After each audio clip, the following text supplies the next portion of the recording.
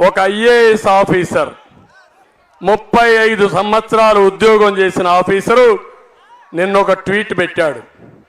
నేను Andhra Pradesh land titling యాక్ట్కి ప్రత్యక్ష బాధితుడిని.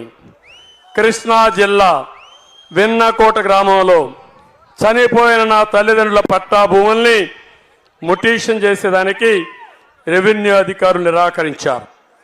తహసీల్దార్ నా దరఖాస్తులు తిరస్కరించారు.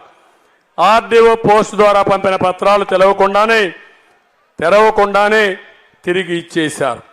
నా తల్లిదండ్రుల భూములపై నాకు హక్కు లేకుండా చేస్తున్నారు. ఐఏఎస్ అధికారిగా 36 సంవత్సరాలు పనిచేశాను.